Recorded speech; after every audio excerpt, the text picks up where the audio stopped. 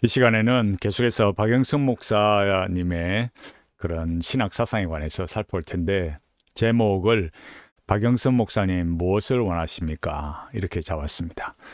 많은 분들이 참 존경하고 저 자신도 그러했거니와 참 한국 교회의 소중한 참 그런 분이셨는데, 갈수록 더 그런 신학적인 변질이랄까 이런 부분이 너무 우려가 되기 때문에 말씀을 드리게 됐습니다.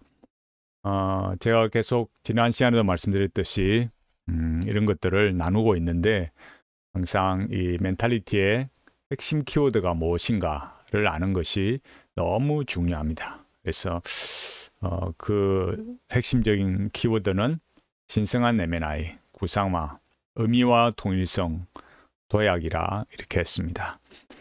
결국은 이 의미와 통일성을 누구로부터 받고 살아가느냐, 이것이 핵심인데, 키워드를 알수록 말씀에 대해서 바르게 갈 수 있고, 지난 우리가 이 기독교 역사에 있어서 지금도 많이 고민하고 있지만 삶을 어떻게 살아내야 되나 하는 부분에 관해서 이 의미와 통일성을 알므로 해서 너무나 좋은 그런 키워드가 될 것입니다. 또 지금도 알아가시는 분들은 너무 좋아하고 있습니다. 네, 직접 하나씩 읽으시고 배워가시면 정말 다릅니다. 교보나 또 알라딘의 이런 인터넷 서점에 보시면 구매하실 수 있습니다. 본론적으로 지난 시간에 이어서 보면은 제가 박영선 목사님에 대한 자료 여기 말하듯이 위키피디아 자료를 참고해 보면 거기에 또 기도에 관할 때 월트 브루그만의 기도에서 좋은 통찰을 얻을 수 있다 이렇게 말했습니다. 예언자적 상상력 이런 거 말하고 있죠.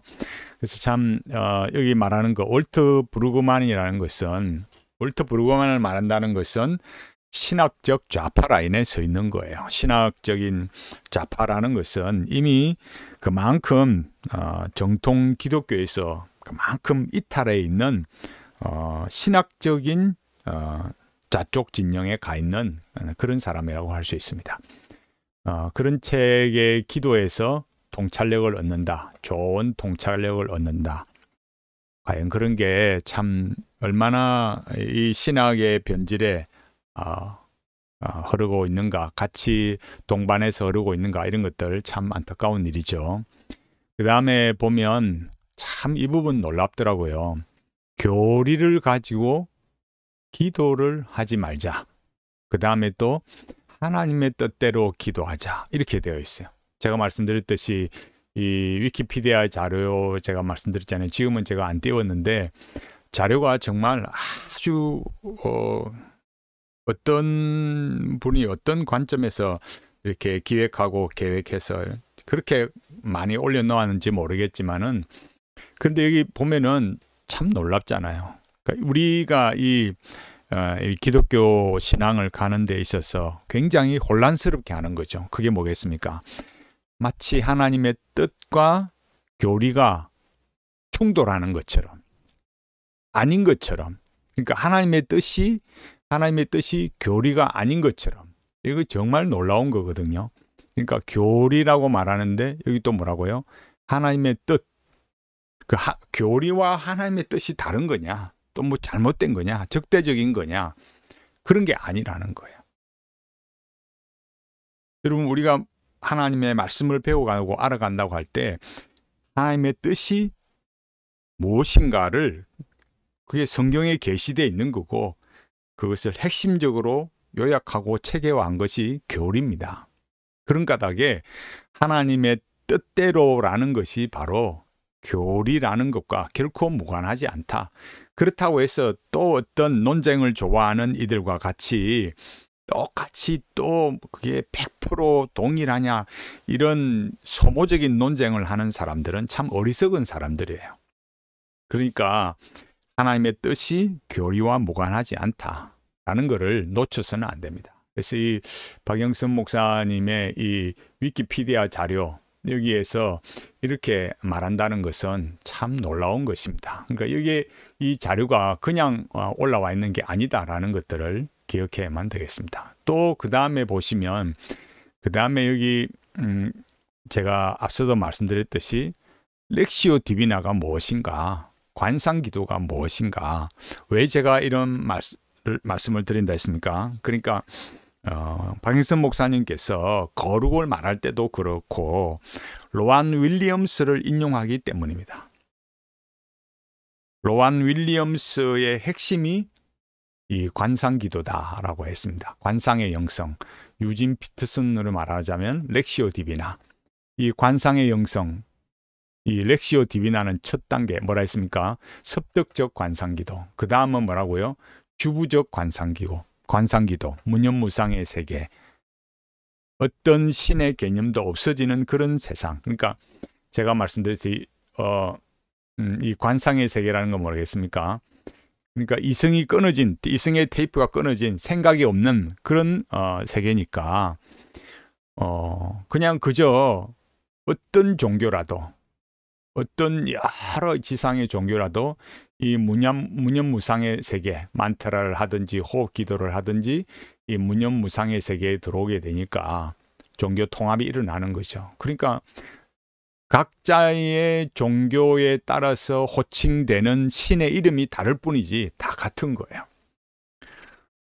로마 가톨릭이 무엇을 말하는가, 이걸 이해해야 됩니다. 그러니까 렉시오 디비나나 관상기도 이런 것이 뭐라고요? 로안 윌리엄스의 핵심이고 또 유진 피터슨도 그 핵심을 말하고 있고, 그것이 이 프로테스탄트 개신교에서 가르치는 것이 아니다. 그럼 로만 가톨릭이 왜 그런 걸 말하느냐? 구원론과 직결되기 때문에.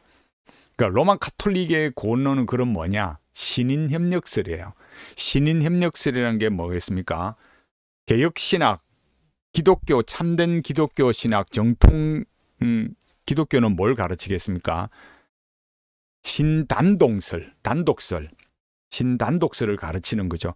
하나님께서 시작하시고 하나님께서 완성하신다. 그러면 꼭 삐지고 나오는 게 뭐겠어요? 정동수처럼 뭡니까? 자유의지를 주장하는 거죠. 그러니까 소위 그 데카르트주의, 또 근대에 와서는 칸트주의, 이후로 자유신학이 그러하듯 자유주의 신학에 오염된 자들, 세대주의자들이 말하듯이 자유의지를 주장하는 거예요. 이 정동수처럼. 정동수가 노만 가이슬레의 책을 소개하기도 했습니다. 그 노만 가이슬레의 두꺼운 책을 소개하면서 이 자유의지 이것도 주장을 했어요. 그런데 문제는 뭐겠습니까? 이 노만 가이슬레에게 배운 더글라스 버몬트 교수, 제가 콤마를 여기 찍은데 더글라스 버몬트 교수, 이런 사람들, 신학생들이 로만 가톨릭으로 전향을 해버렸어요. 개종을 해버렸다고요. 왜요?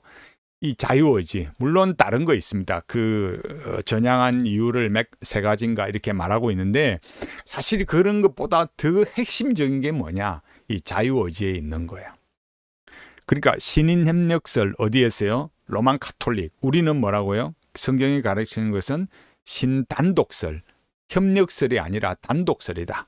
그러니까 그런데 로만 가톨릭은 신인협력설을 가르치는데 그 근본, 핵심이 어디에 있다고요? 자유의지. 자유의지를 말한다는 건 뭐냐? 인간론에 있어요. 그래서 제가 계속 강조하듯이 구원론은 인간론이다. 구원론은 존재론이다. 이걸 하나님께서 성경에 계시해 준 건 뭐예요?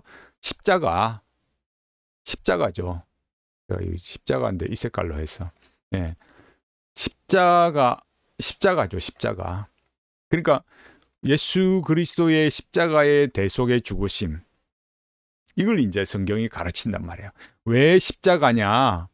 인간이 전적으로 타락했으니까. 자유의지를 가르친다는 건 뭐냐? 전적인 타락을 부정하는 거예요. 그러니까 신인협력설은 뭘 말하겠습니까? 이런 신인협력설은 뭘 말한다고요? 하나님께서 구원을 베풀어 줘도 인간이 선택해야 된다. 결단해야 된다. 그게 아르미니우스주의를 말하는 거야. 그러니까 로만 가톨릭의 그런 신학적 그 어떤 성향, 또 인간론, 자유의지 이런 것들이 하나로 탁 꿰뚫어지는 거죠. 그럼 그게 뭐가 문제냐? 그러기 때문에 인간이 이렇게 신인 협력설로 가고 그 도구로서 방식으로서 뭐냐? 이 렉시오 디비나 관상기도 이게 이제 등장을 하는 거예요. 이걸 잘 봐야 됩니다. 그렇지 않으면 의미가 없습니다. 그래서 제가 지금 여기 말씀드리는 거 자유의지로 구원을 이루어가는 것은 뭐냐? 수양론이에요. 수양론은 한마디로 뭡니까? 돌을 닦는 거죠. 아침에 일찍 침도 아니죠. 새벽같이 일어나서 그 추운 새벽에도 일어나서 찬물에 가서 목욕 재개하고 돌을 닦는 거죠. 예, 그런 방식이에요. 그 인간의 행위라 하잖아요. 공로라 하지 않습니까? 그러니까 자유의지, 인간이 이렇게 구원을 자유의지로 이루어가는 거. 그럼 정통 기독교는요, 중생론이죠. 이게 뭐의 문제라고요? 인간론의 문제다. 인간이 죄인이 아니면, 전적으로 타락하지 않았으면 예수님께서 십자가에 죽으실 필요가 없는 거예요. 그럼 뭐 하겠습니까? 자유의지로 구원을 이루어가는 수양론이 되는 거죠. 인간이 그렇게 썩은 존재가 아니다라는 거예요. 그래서 이게 그 셰퍼의 그 이승에서의 도피도 나타나듯이 이분법적인 딱 그 도식에 그대로 나타나듯이 이게 언제나 존재론에 걸려 있는 거예요. 이걸 이해하지 못하면 왜 기독교이냐? 지금 제가 여기 말씀드렸듯이 왜 우리는 그럼 렉시오 디비나 관상기도 이런 거 하지 말아야 되느냐? 왜 신인 협력설이 아니라 신단독설이냐? 왜 자유의지가 아니냐? 왜 우리는 전적으로 타락했다고 말하느냐? 모든 것이 어디에 걸린다고요? 이 구원론이 인간론, 존재론에 걸린다고요. 인간이 그렇게 죄로 타락하고 오염되고 변질되고 썩어진 타락한 그런 존재가 아니다 그러면 내가 노력하고 애써서 만들어가면 되는 거예요. 그 방식이 뭐다? 렉시오 디비나 관상의 영성이다 이거예요. 그러니까 이 현실에서의 하나님의 임재를 누려가고 만들어가는 그거를 정말 그 로만 카톨릭 종교 에큐메니칼로, 종교 다원주의 에큐메니칼로 정말 이 시대에 그런 방식의 렉시오 디비나 이거를 최고로 풀어간 사람이 유진 피터슨이에요. 이거를 파악하지 못한다, 간파하지 못한다 그러면은 여러분이 아무리 기독교인이라 해도 사실은 로만 카톨릭적인 그런 신앙을 가지고 살아가게 되는 거예요. 이게 정말 무서운 겁니다. 이게 제가 지난 시간에 말씀드렸듯이 다르고 다르다 그랬잖아요. 그 미묘한 차이가 뭐냐? 이거를 잘 파악하셔야 돼요. 제가 지금 박영선 목사님의 신학적 문제를 말씀드리고 있잖아요. 왜 제가 이렇게 말하겠습니까? 박영선 목사님께서 유진 피터슨의 책을 읽고 또 그런데 추천하고 그러기 때문에요. 수양론은 무엇입니까? 제가 지금 여기 말씀드린 대로 이 현실에서 뭐예요? 하나님의 임재를 경험하면서 구원을 완성해 가는 거. 그런 걸 뭐라 그러냐? 깨달음이라 그래요. 이렇게 말씀드리면 정태영 목사 너무 좀 앞서간다. 유진 피터슨이 뭘 그런 이야기를 해.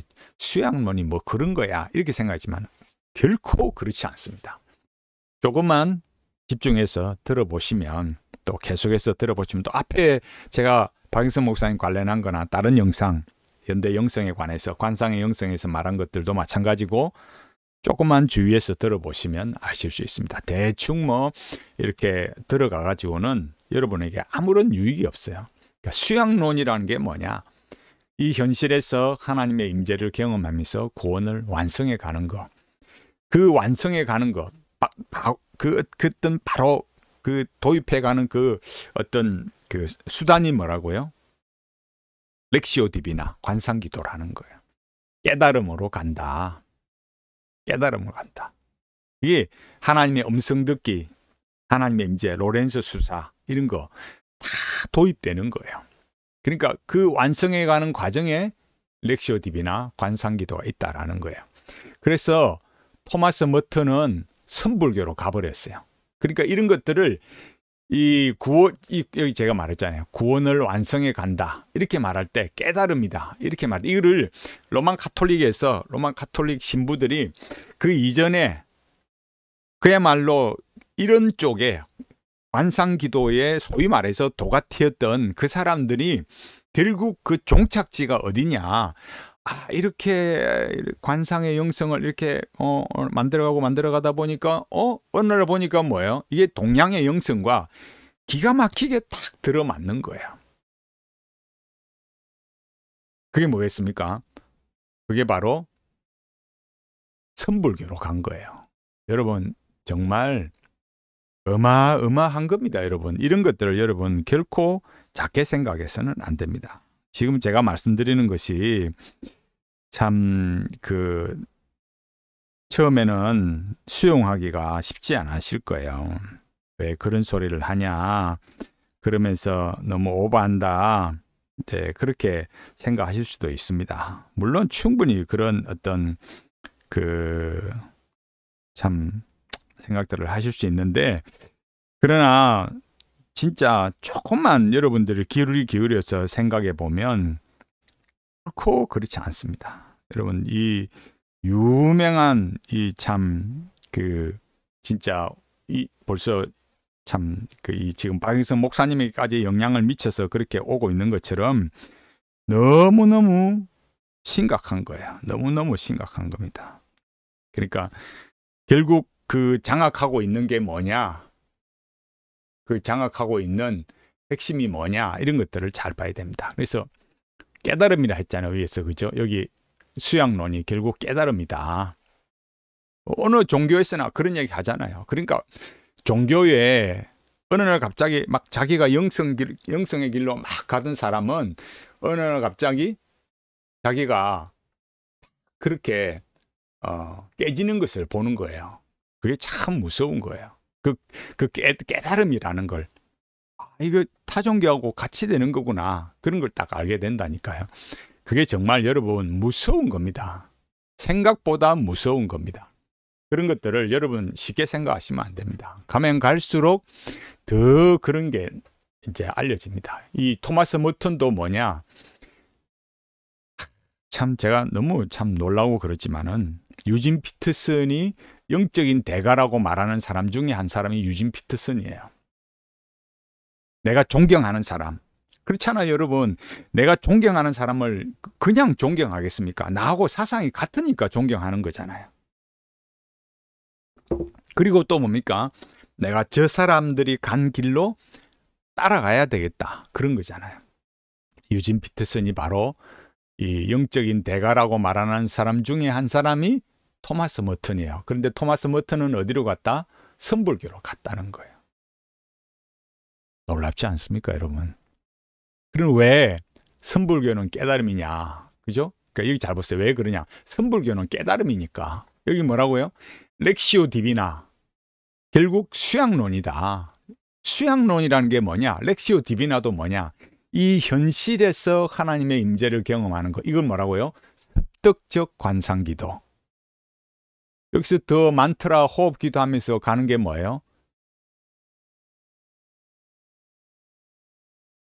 더 이렇게 해서 더 자기가 딱 깊은 세계,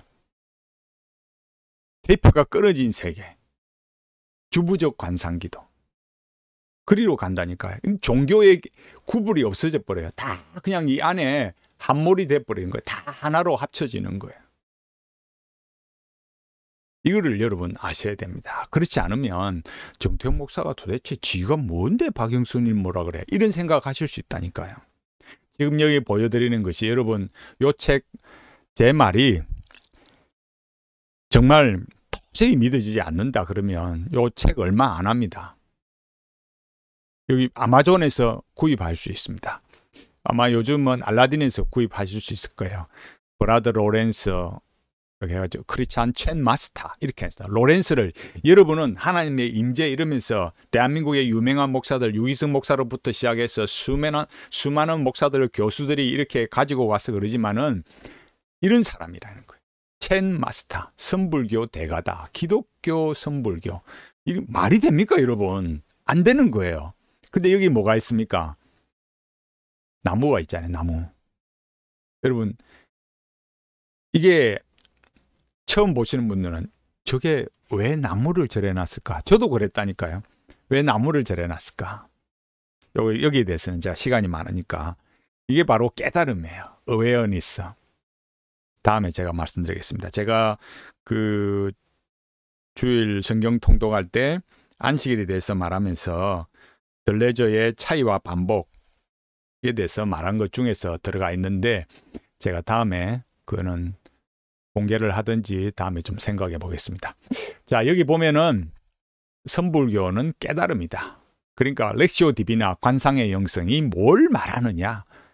결국 신인 협력설에 이 현실에서 하나님의 임재를 경험하면서 구원을 완성해가는 그런 거다.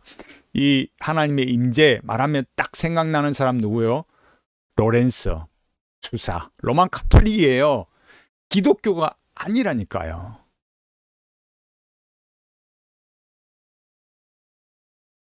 여러분 우리 기독교가 지금 얼마나 로만 카톨릭화되어 가고 있고 무너지고 있는가 이걸 잘 보셔야 됩니다.